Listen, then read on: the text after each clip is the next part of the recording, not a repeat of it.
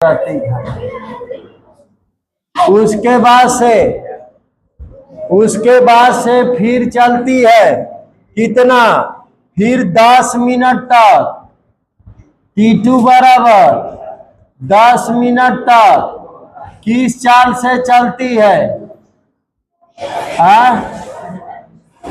40 kilometre प्रति घंटा। V2 बराबर 40 किलोमीटर प्रति।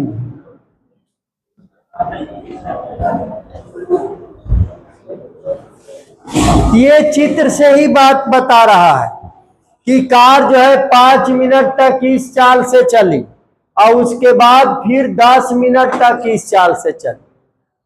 यही ना है। आपको पहला है कार द्वारा तय की गई कुल दूरी। ये कुल दूरी बताना है एस, कुल दूरी एस बताना है। कुल दूरी कितना होगा? तो दूरी बराबर चाल गुणे समय। नहीं तो यहां तक कि ये दूरी क्या हो गया है? ये समान लिख दे, पहले ऐसे लिख दे सवाल, ये सवन और ये क्या है S2, ठीक है S2। क्या S1 बराबर V1 इंटू T1 होगा ना? बोलिए। तब V1 कितना है? ये किलोमीटर प्रति घंटा में है या मिनट में है? तो इसको भी किस में बनाइए? घंटा में, घंटा में। तब V1 है 30 और गुणे T1 5 मिनट कितना घंटा के बराबर होगा? 5 मिनट बराबर कितना घंटा? कहेंगे 60 से भाग दे दीजिए। 5/7 30 दूना 7, 2.5 किलोमीटर। यहां से यहां तक कितना चली है? 2 और S2 बराबर कितना? V2 इंटू T2, ठीक है। तब V2 कितना है? 40 और T2 10 मिनट है। ये किलोमीटर प्रति घंटा है तो ये मिनट किस में रहेगा? घंटा में। तो 10 मिनट कितने घंटा के बराबर? 10/7, 40/6 कितना हो जाएगा?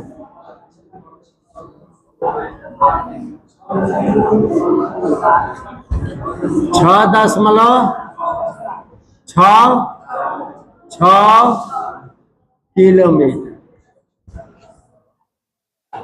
ठीक है।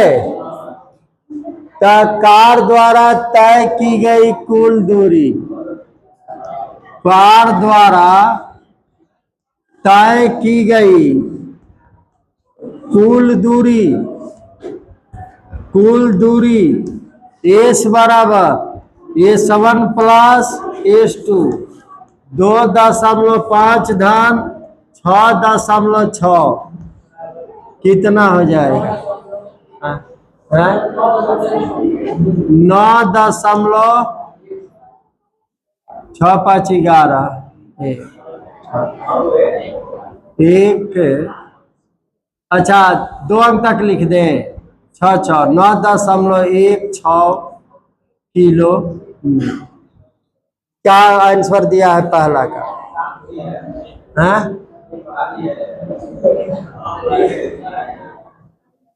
अब ये पहला का है, ये फर्स्ट नंबर है। सेकेंड नंबर औसत चाल बताना है। तो कुल दूरी तो निकालिए दिए हैं, अब कुल समय निकाल दीजिए। तो 5 मिनट और 10 मिनट 15 मिनट। तब सेकेंड नंबर, यात्रा में लगा कुल समय, लगा कुल समय, कुल समय T बराबर T1 प्लस T2 5 धन 10 15 मिनट किसमें चाहिए? घंटा में। 15/60 घंटा बराबर 1/4 घंटा। 1/4 घंटा कुल समय है। कहे थे ना कि औसत चाल जब भी निकालना हो कहीं से कुल दूरी और कुल समय की व्यवस्था कीजिए। तो औसत चाल बराबर कुल दूरी बटा कुल समय। तो कुल दूरी आपका निकला हुआ है कितना? 9.16 और कुल समय निकला है 1/4। तो 36.64 किलोमीटर प्रति घंटा। क्या आंसर दिया है? आंसर नहीं बता गया था इसका कितना?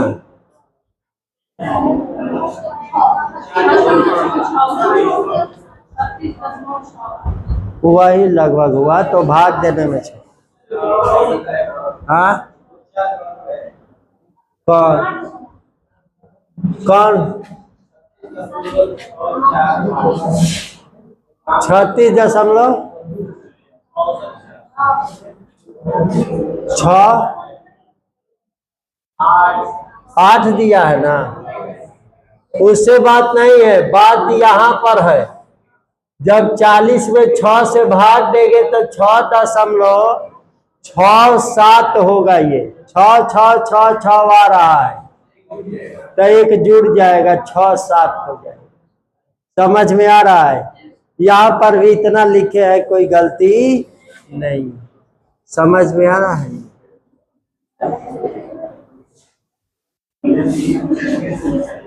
ट्राई नहीं करते हैं आप लोग।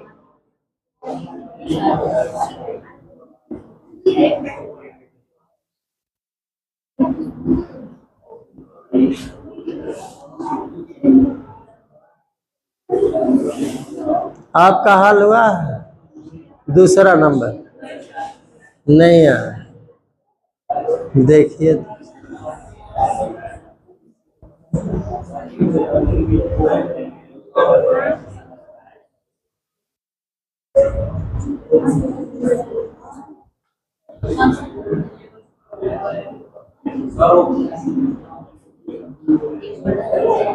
हाँ बोलिए।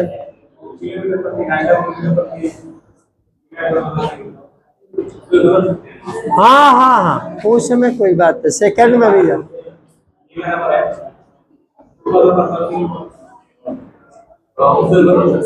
बदल लीजिए। किलोमीटर प्रति मिनट, मीटर प्रति मिनट, मीटर प्रति सेकंड, जो मर्जी। लेकिन इकाई ये नहीं कि यहाँ समय जो है घंटा में रहे यहाँ मिनट में रहे। ये घंटा तो ये भी घंटा, ये मिनट तो ये भी मिनट, ये सेकंड तो ये भी सेकंड। हाँ किलोमीटर का मर्जी आपका, चाहे मीटर में बदल लीजिए, सेंटीमीटर में बदल लीजिए, फुट में बदल लीजिए। नहीं समझ में आ रहा, वो तो आपकी मर्जी के है। अब जा करके कहेंगे कि 1 किलो आलू दीजिए, और वही पर दूसरा गया नहीं नहीं 1 किलो नहीं, 1000 ग्राम आलू दीजिए, तो गड़बड़ हो गया। बात तो वही है।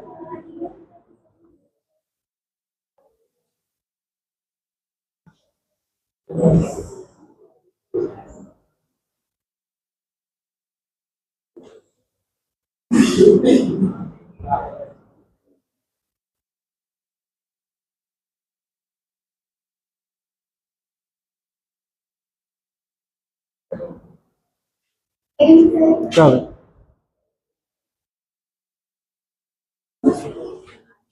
हाँ देखिए, दूसरा नंबर का क्वेश्चन बता रहे हैं, सेकंड नंबर का क्वेश्चन।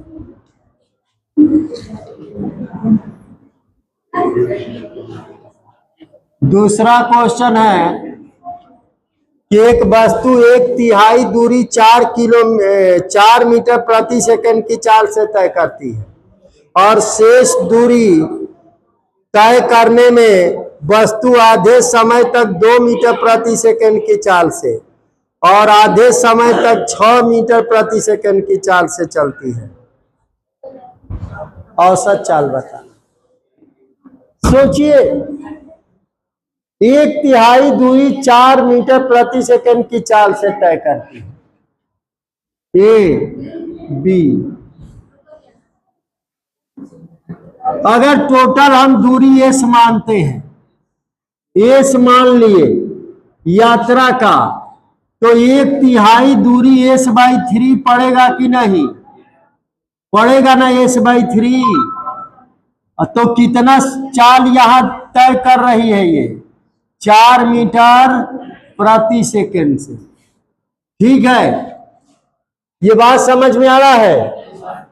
1/3 दूरी हुआ ना ये पूरी यात्रा का, चाल क्या है? 4 मीटर प्रति सेकंड। अब जो दूरी बच गई है वो कितना बच गई है बताएंगे? हाँ, 2s/3। घटा दीजिए इसमें से इतना। नहीं समझ में आ रहा? ये 25 नहीं है, 2s है 3, ये s है। ठीक है, और इसमें अब हुआ क्या है कि आधे समय तक 2 मीटर प्रति सेकंड की चाल से, और फिर आधे समय तक 2 मीटर 6 मीटर। तो मान लीजिए ये t समय तक 2 मीटर प्रति सेकंड, अब फिर ये d है, अब फिर t समय तक 6 मीटर प्रति सेकंड। यही न तय कर रही है। अब शेष दूरी जो बची है उसको आधे समय तक 2 मीटर प्रति सेकंड तक, और फिर उतने ही समय, तभी ना आधा समय होगा 6 मीटर प्रति सेकंड। हमको पूरी यात्रा में लगा कुल समय जानना है। कुल दूरी तो आपका हो गया एस तो हो गया। हमको पूरी यात्रा में कुल समय मिल जाए तो फिर तो औसत चाल हमारे हाथ में है। देखिए, माना कुल दूरी बराबर एस, कुल दूरी बराबर एस। ठीक, क्लियर? जैसा कि चित्र में दिखाया गया है। अब ए से सी तक जाने में लगा समय, ए से सी तक जाने में लगा समय क्या हो जाएगा? t1 बराबर, दूरी कितना है? s/3, और चाल कितना है? 4। तो कितना टाइम लगेगा? समय बराबर दूरी बटा 4। तो दूरी है s/3, s/3 बटा चाल कितना है? 4, s/12 सेकेंड। यहां तक का समय s/12 सेकेंड है। इसमें t टाइम लग रहा है, इसमें t टाइम लग रहा है। तो ये दूरी कितना पड़ रहा है? ये दूरी कितना पड़ेगा? c से d में तय की गई दूरी, c से d तक तय की गई दूरी बताएंगे कितना दूरी है? कितना?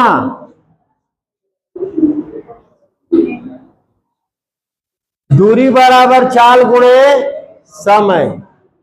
क्या है? s1 बराबर v2 इंटू टी, यानी 2 इंटू टी, 2t, और d से b तक तय करने में चली दूरी चली दूरी कितना है, S2 बराबर V3 इंटू टी। V3 कितना है 6 और टी। यहां से यहां तक S1 ये दूरी है, यहां से यहां तक ये दूरी है, और यहां से यहां तक कुल दूरी कितना है 2S/3। तो हम लिख देंगे S1 प्लस S2 बराबर 2S/3। S1 का मान कितना है 2T, और प्लस S2 का मान कितना है 60 बराबर 2S/3 है कि नहीं। तो 8T बराबर 2S/3, 2S/3। तो T बराबर कितना हो गया, T बराबर बताइए कितना हो गया।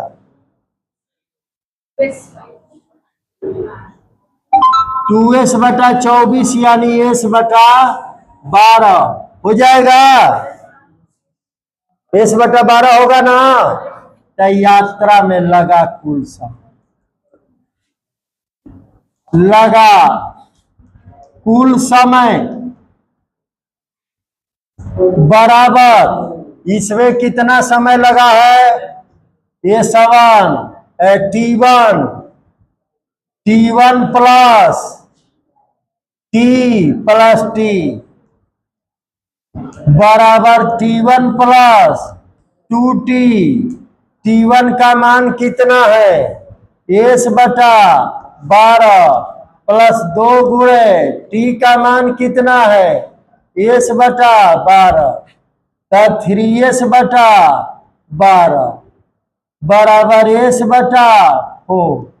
तो औसत चाल बराबर, औसत चाल बराबर कुल दूरी बटा कुल समय।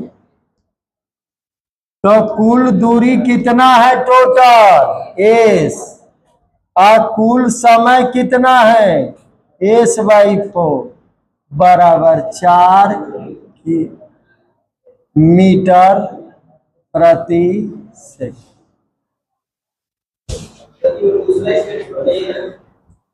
ये हाँ, इसके नीचे से ये कितना दूरी होगा, समय कितना है T, और चाल कितना है 2। तो दूरी बराबर चाल गुणे समय।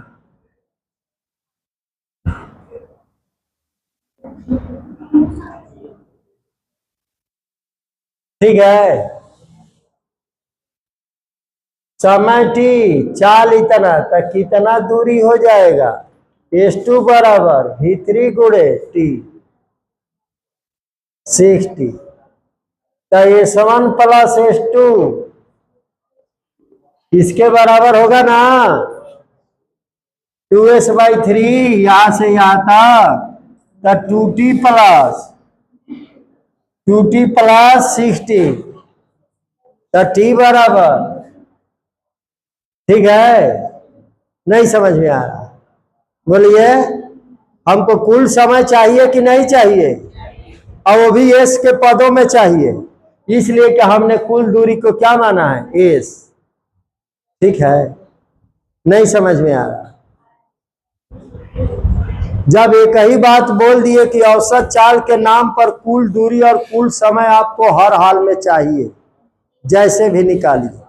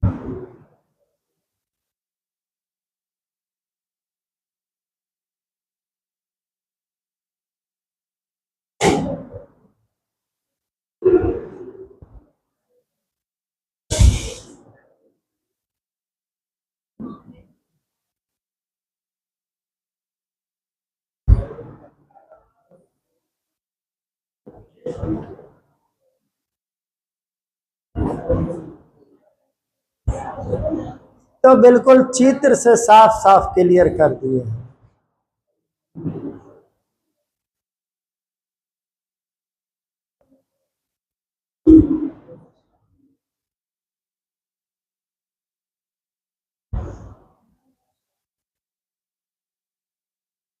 चाल बराबर दूरी बटा समय, तो दूरी बराबर चाल गुणे समय नहीं होगा, समय बराबर दूरी बटा चाल नहीं होगा कि बस कि एक ही हमेशा लिखे कहेंगे कि चाल बराबर दूरी बटा समय। वहां से तो तीनों चीज है ना।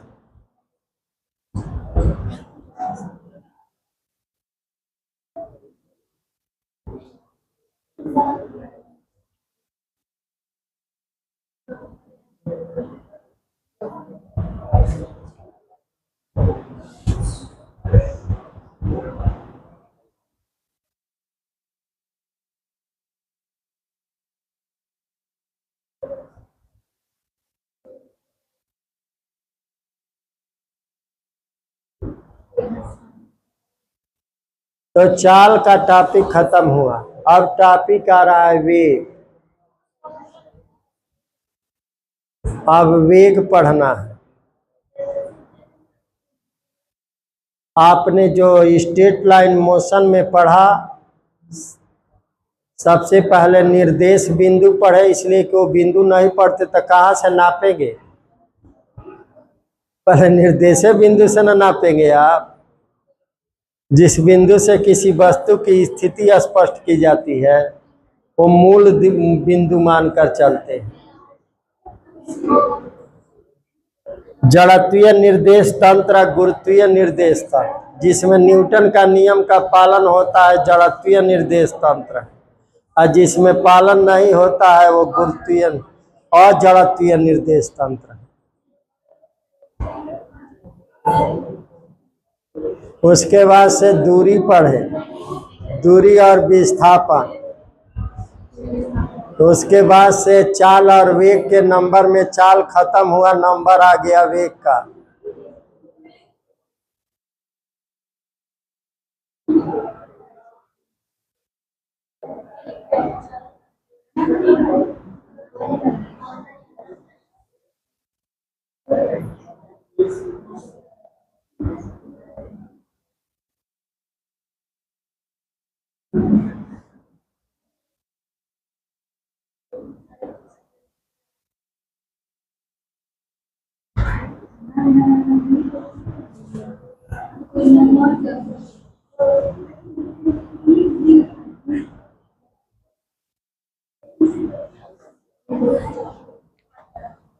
हाँ, हेडिंग लिखिए वेग।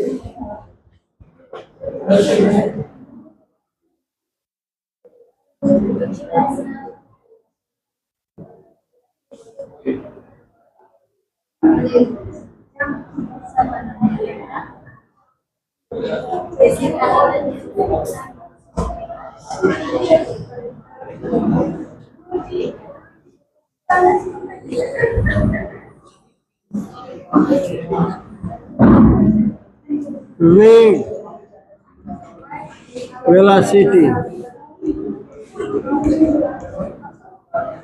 वेलोसिटी, वेग, स्पीड नहीं, वेलोसिटी।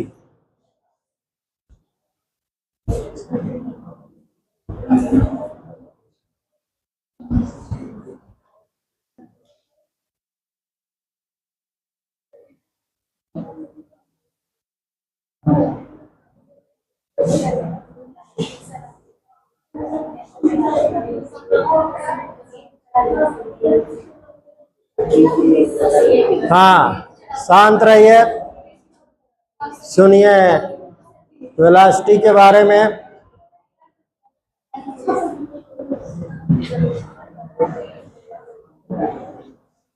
जब अपने से घर पर हल किया जाता है तब न कुछ बात की, घर पर पढ़ना नहीं है तो कैसे?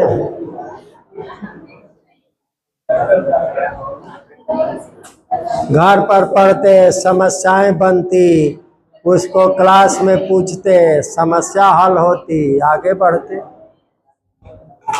हाँ सुनिए, आपने चाल पढ़ा है जो कि अदिश राशि है, सदैव धनात्मक होता है, एकांक समय में चली गई दूरी होता है, या दूरी परिवर्तन का दर होता है। चाल,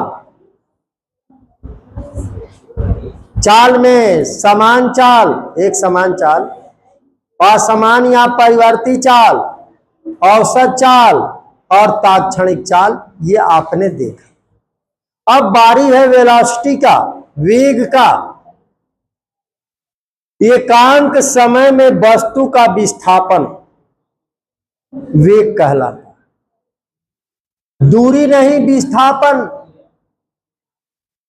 एकांक समय में वस्तु का विस्थापन यानी इकाई समय में, यानी मात्रक समय में, यानी 1 सेकेंड में वस्तु का विस्थापन, विस्थापन कह दिए तो चाल नहीं होगा, वो वेग होगा।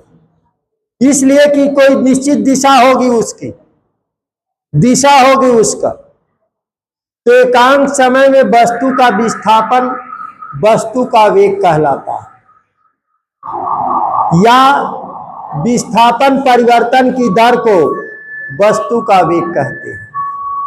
यह सदिश राशि है, इसे वेक्टर भी से लिखते हैं। एकांक समय में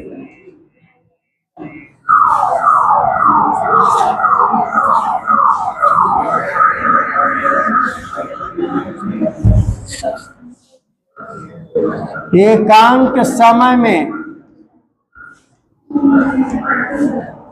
वस्तु का विस्थापन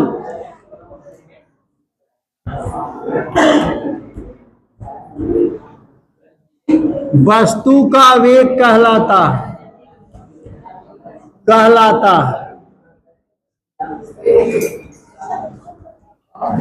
दूसरे शब्दों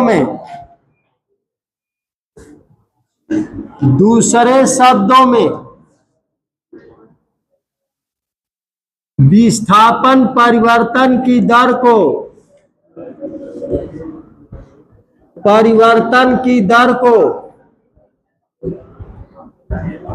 वेग कहते हैं।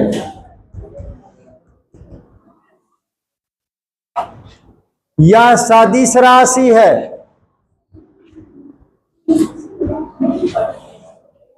क्यों आप इतने लेट से क्यों आए? यह सदिश राशि है,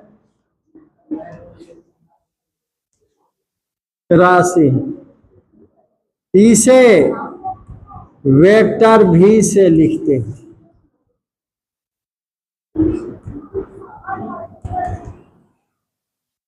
वेक्टर भी बराबर विस्थापन बटा समय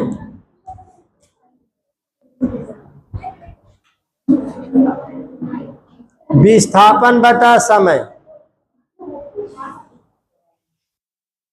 वेक्टर, ये तीर लगाने का मतलब है कि ये सदिश है, जिस पर तीर लगता है वही सदिश होता है। अदिश पर कभी तीर लग ही नहीं सकता है। अब समय के ऊपर तीर लगा देंगे, टी के ऊपर। समय सदिश राशि है, सदिश राशि के ऊपर ही तीर लगता है।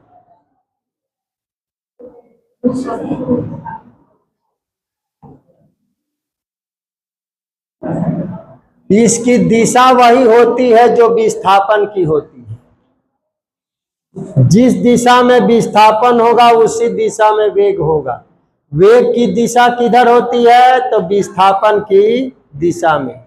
विस्थापन की दिशा किधर होती है? प्रारंभिक बिंदु से अंतिम बिंदु की। क्या लिख देंगे? इसकी दिशा विस्थापन की दिशा में होती है, विस्थापन की दिशा में होती है, दिशा में होती है। इसलिए कि समय के ऊपर तीर लगेगा नहीं। जब इस पर तीर है तो इस पर भी तीर होगा, जो इसका डायरेक्शन वो इसका डायरेक्शन, सीधी सी बात है। जैसे आप लिखते हैं वेक्टर F बराबर m में लिखते हैं ना, तो m पर तो तीर लगेगा नहीं, यह दिश है, तो बल की वही दिशा होगी जो त्वरण की दिशा होगी। जिस दिशा में त्वरण उस दिशा में बल। P बराबर लिखते हैं m भी, तो जो वेग की दिशा वही संवेग की दिशा, इस पर तो तीर लगेगा नहीं। यही मतलब होता है, यही मतलब है। इसीलिए कहते हैं कि जिधर त्वरण उधर बल, जिधर बल उधर त्वरण, जिधर वेग उधर संवेग, जिधर संवेग उधर वेग। यही मतलब है फार्मूला से, ये तीर लगाने का यही मतलब होता है। अब इसका मात्रक है, विस्थापन का मात्रक मीटर, समय का मात्रक सेकंड, मात्रक मीटर प्रति सेकंड।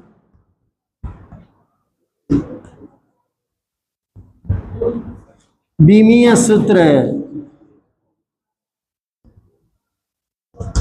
LT माइनस 1, इसको m0 LT माइनस 1 भी लिख सकते हैं। क्लियर? अब एक बड़ी बात जो आप सोचते नहीं है, ये तो कहीं भी लिखा हुआ मिलेगा, हर जगह मिलेगा, लेकिन अगर इस वेग का हम मॉड ले ले, वेग का मॉड ले ले, तो केवल परिमाण हो जाएगा, वो चाल बन जाएगा। अब चाल हो गया, वो वेग का परिमाण चाल कहलाता है। अगर उसमें दिशा भी शामिल है उस परिमाण में, तो वेग है, उसमें सदिश वेक्टर लगेगा उस पर। अगर वेग का हम माड ले ले तो भी हो जाएगा, माड तीर उतर जाएगा। यानी अब दिशा नहीं बता रहे हैं, दिशा को खत्म कर दिए आप, केवल उसका क्या बता रहे हैं, क्वांटिटी, कि कितना का है वो, कितना मान है उसका।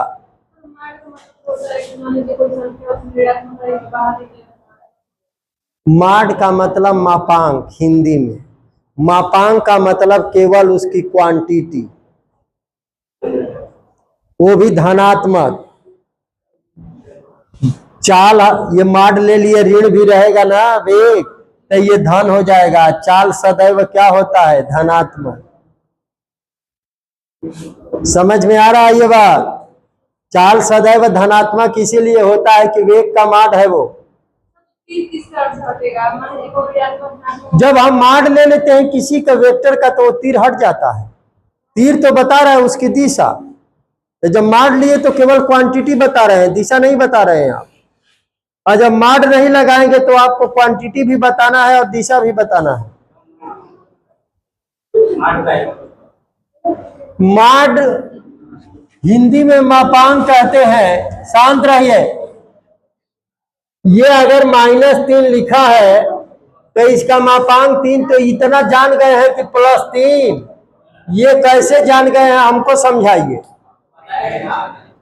हाँ, ये माइनस इसलिए आ रहा है कि ये दिशा के वजह से आ रहा है 3। एक वस्तु, ये मूल बिंदु है, एक वस्तु 3 मीटर प्रति सेकंड के 3 मीटर प्रति सेकंड के वेग से -x दिशा में गति कर रही है। तो अगर इधर जो है -3 मीटर प्रति सेकंड हो गया, वेग ऋण होता है, वेग ऋण होता है ना, बोलिए। हाँ, ऋण होता है। वेग ऋण भी होगा, शून्य भी होगा, धन भी होगा, लेकिन चाल कभी ऋण नहीं होता। अभी आएगा, अब तो शुरुआत हुई है वेग का, अब देखेंगे कैसे ऋण होता है। विस्थापन ऋण होता है ना, हाँ, और समय भी ऋण होता है, -2 सेकंड भी होता है, -3:25 भी बचता है। तो ये ऋण बटा धन क्या आएगा, ऋण। जब विस्थापन ऋण है और समय हमेशा धन है तो भी का मान ऋण नहीं होगा, तो ऋण भी होगा धन भी होगा। नहीं समझ में आ रहा है। अब ये कहने का मतलब है कि ये इसके माइनस आ रहा है इसकी दिशा के वजह से, नहीं तो माइनस नहीं आता। अब जब हम इसका माड ले लिए तो दिशा खत्म हो गया, तो क्या हो गया, ये केवल परिमाण 3। अब दिशा नहीं बताएंगे। किसी चीज का माड ले लिया जाता है यानी केवल क्वांटिटी बोलिए।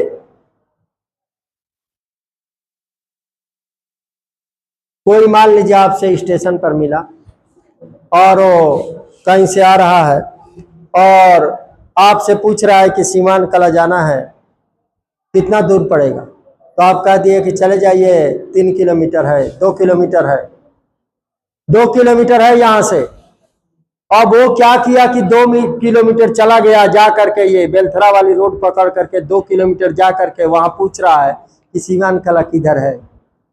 तब तो उसका पड़ा ना, आपने सही बताया, हम ये नहीं कह रहे कि गलत बताया आपने, लेकिन वो था सदिश राशि।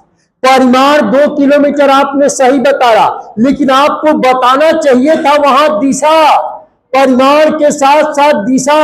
वहां पर वो वेक्टर क्वांटिटी पूछा और आप केवल उसको स्केलर में ले लिए, केवल परिमाण ले लिए।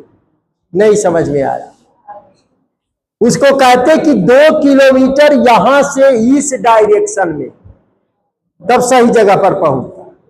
तो परिमाण 2 किलोमीटर और दिशा, तब वो हो गया सदिश। आपने दिशा काट दिया तो केवल क्या बचा, परिमाण। तो चाल में दिशा नहीं होता है, केवल क्वांटिटी होती है। अब समझ में आ रहा है। ये माइनस दिशा को रिप्रेजेंट कर रहा है, तो जब उसका माड ले लिए दिशा हटा दिए तो अब कैसे माइनस रहेगा, केवल क्वांटिटी रहेगा 3। समझ में आ गया ये बात। इसीलिए मापांक सदैव पॉजिटिव होता है। समझ में आ रहा है। अब जरा सुनिए, चाल की तरह से एक समान वेग, असमान वेग, औसत वेग और तात्क्षणिक वेग बिल्कुल उसी तरह से होते हैं। तब वेग के प्रकार लिख दीजिए। वेग के प्रकार, वेग के प्रकार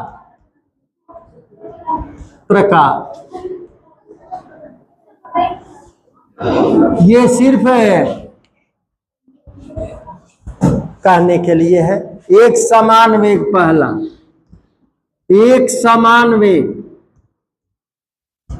एक समान वेग मतलब समझ रहे हैं। एक समान वेग यानी दिशा भी नहीं बदलनी चाहिए और समान समय में समान विस्थापन होना चाहिए।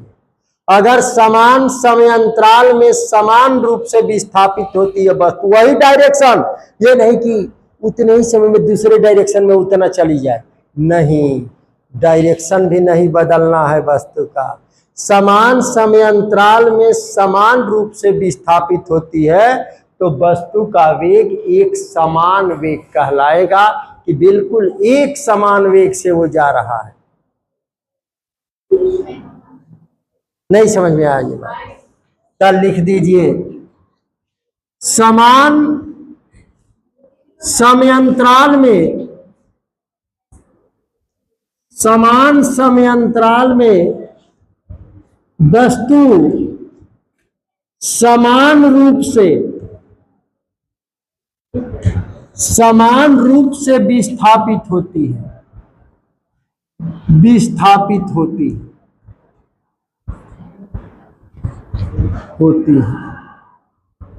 तब वस्तु का वेग एक समान वेग कहलाता है, एक समान वेग कहलाता है।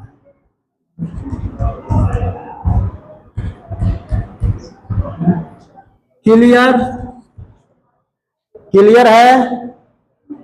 उसी तरह से चलेगा। दूसरा क्या होगा? असमान वेग या परिवर्ती वेग। असमान वेग, असमान वेग या परिवर्ती वेग। अब आप खुद कह सकते हैं परिवर्ती वेग क्या है ये? हाँ, समान समय अंतराल में असमान रूप से विस्थापित होती है। ठीक है, मान लीजिए 10 मिनट में 5 मीटर विस्थापन, तो अगले 10 मिनट में पता चला कि 10 मीटर 20 मीटर विस्थापन हो गया। अगले समय में 4 मीटर विस्थापन हुआ 10 मिनट में, तब वो कहेंगे कि वस्तु का वेग क्या है? असमान है, बदल रहा है, परिवर्ती है। तो लिख देंगे समान समय अंतराल में, समान समय अंतराल में, समय अंतराल समझते हैं ना? समान समय अंतराल में वस्तु असमान रूप से विस्थापित होती है, विस्थापित होती है।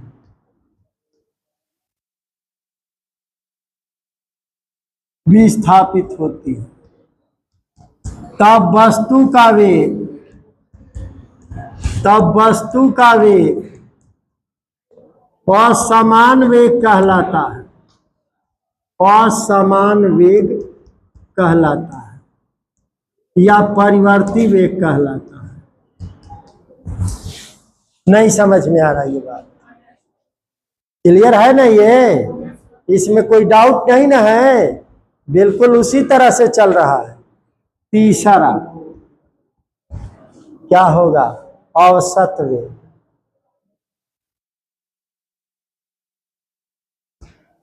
औसत वेग, औसत वेग में क्या कहेंगे?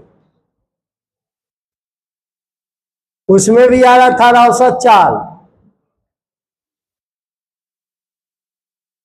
वस्तु द्वारा तय किया गया कुल विस्थापन और लिए गए कुल समय, दूरी नहीं, विस्थापन कहना होगा।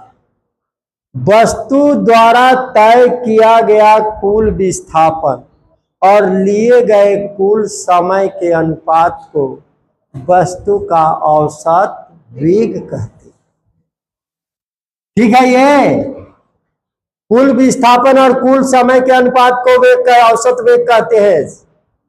कुल विस्थापन और कुल समय के अनुपात को औसत वेग कहते हैं। ठीक ना? चल लिख दीजिए कुल विस्थापन यानी परिणामी विस्थापन और कुल समय के अनुपात को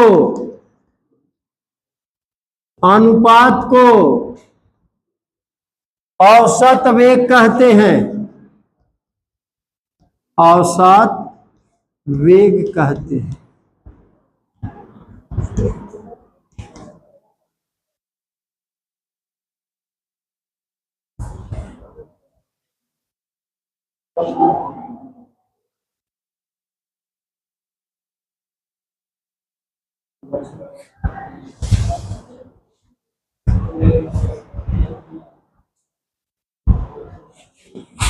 ठीक है।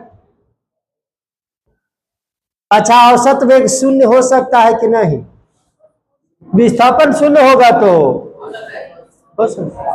ऋण भी होगा, शून्य भी होगा, धन भी होगा। औसत वेग बराबर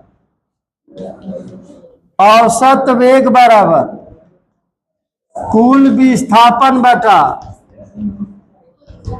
कुल समय।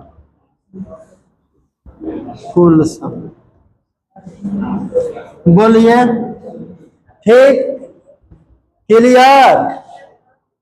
क्लियर है ना? अब जो है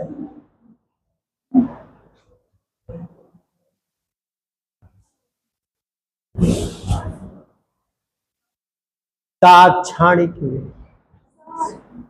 हाँ, चौथा ताक्षणिक वेग। ताक्षणिक वेग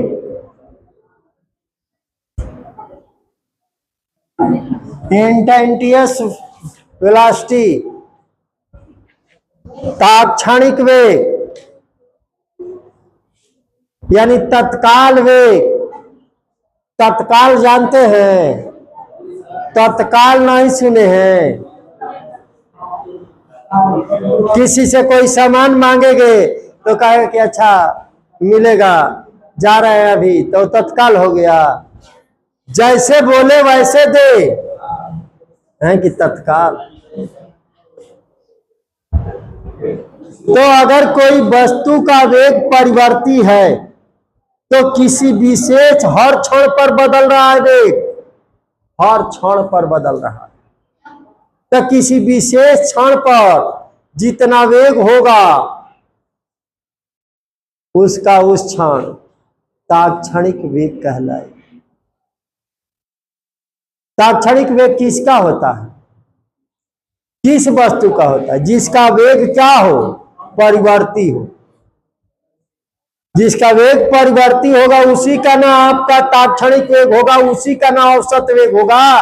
कि जो एक समान वेग जो है एक समान है तो कहेंगे कि इसका ताक्षणिक वेग बताइए। अरे क्या ताक्षणिक? वो तो जा रहा है, उसी से जा रहा है, हर समय वही तो है। जब पूछेंगे तो उतना ही तो रहेगा। ताक्षणिक वेग और औसत वेग केवल उनका होता है जिनका वेग क्या होता है? परिवर्ती होता है। अब एक समान वेग से जा रहा है, कहेंगे कि औसत वेग बताइए। अरे जो वेग है वही उसका औसत है, वो बदलिए नहीं रहा है। नहीं समझ में आ रहा है? जब परिवर्ती होगा, समान होगा, तब ना औसत वेग बताया जाएगा और तब ना ताक्षणिक वेग बताया जाएगा। तो लिख देंगे, जब वस्तु का वेग परिवर्ती है, जब वस्तु का वेग परिवर्ती है तब किसी विशेष क्षण पर,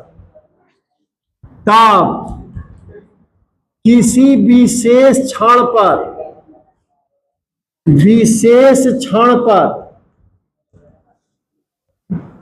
वस्तु का वेग उसका ताक्षणिक वेग कहलाता है। उसका ताक्षणिक वेग कहलाता है।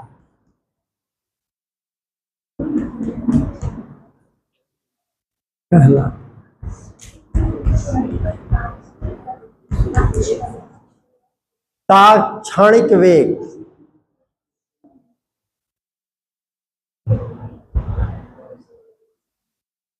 यदि सूक्ष्म डेल्टा टी समय में वस्तु का सूक्ष्म विस्थापन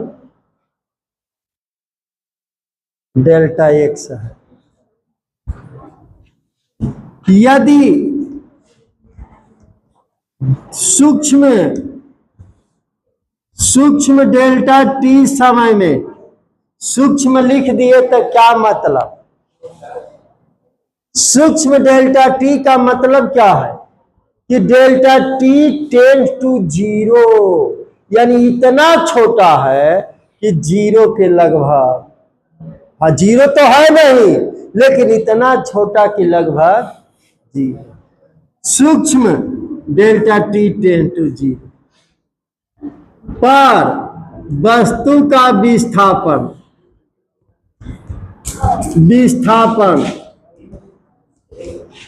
डेल्टा एक्स है, दूरी नहीं विस्थापन, डेल्टा एक्स है। तब बिल्कुल क्लियर बात लिखा रहे हैं, किताब से नहीं लिखा रहे हैं। ये कॉपी खोलेंगे तुरंत आपको पता चलेगा। तब ताक्षणिक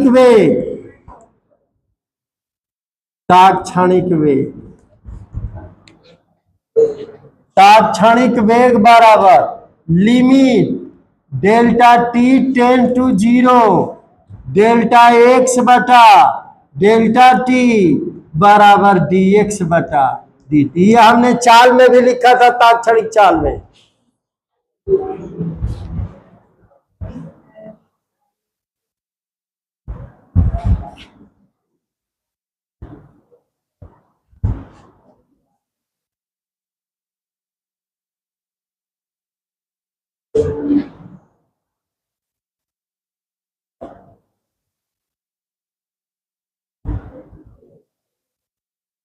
अब हेडिंग लिखकर छोड़ देंगे, चाल तथा वेग में, चाल तथा वेग में अंतर,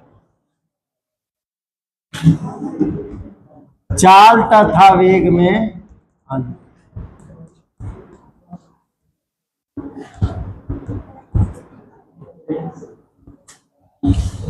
ये अंतर पढ़ेंगे, उसके बाद से स्थिति समय ग्राफ आ जाएगा। स्थिति समय, हाँ क्वेश्चन बोलेंगे, ठीक ना। हाँ क्वेश्चन मेनली ग्राफ पर आएगा, ठीक ना। ग्राफ पर बहुत क्वेश्चन चलेंगे, ठीक है। वेग का ताक्षणिक वेग का तो एक दिए थे, ताक्षणिक चाल जैसा क्वेश्चन होता है, ठीक ना। हाँ, और चाल और वेग में अंतर, और ग्राफ पर बहुत सवाल आएंगे, ठीक ना।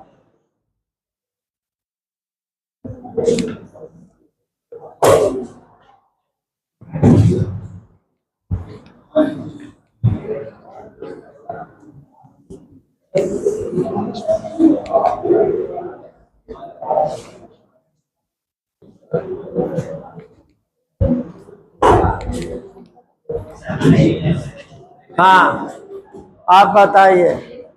हाँ, कैथोड किरण के लिए ई बाई एम का मान कितना, इलेक्ट्रॉन के ई बाई एम का मान कितना होता है?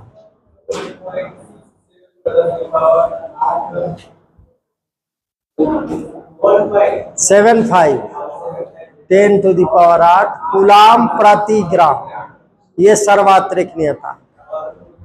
ये बताइए, कैथोड किरण वैद्युत क्षेत्र में और चुंबकीय क्षेत्र में विक्षेपित होती है कि नहीं होती है? क्यों होती है? इसलिए कि कैथोड किरण ऋणावेशित कणों से बनी है। ऋणावेश कोई भी चार्ज होगा वो वैद्युत क्षेत्र और चुंबकीय क्षेत्र में रास्ता बदल देगा, फोर्स लगेगा उसमें।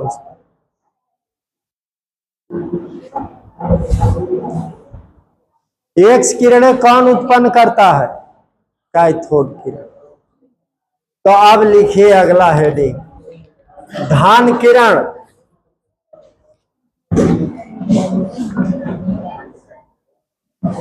धान किरण किरणें और प्रोटॉन की खोज। धान किरणें या कैनाल किरणें, धान किरणें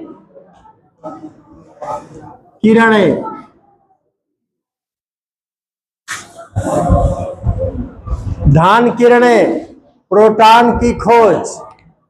देखिए, इसको हम कैनाल किरण भी कहते हैं, या कैनाल किरणें, कैनाल किरणें।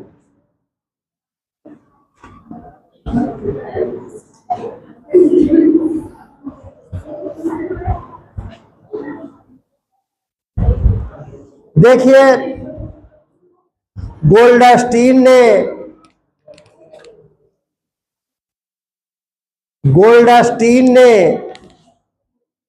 उसी विसर्जन नलिका में छिद्रदार कैथोड कर दिया। कैथोड की प्लेट में क्या कर दिया?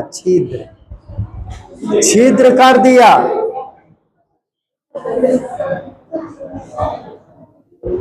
गोल्डस्टीन ने,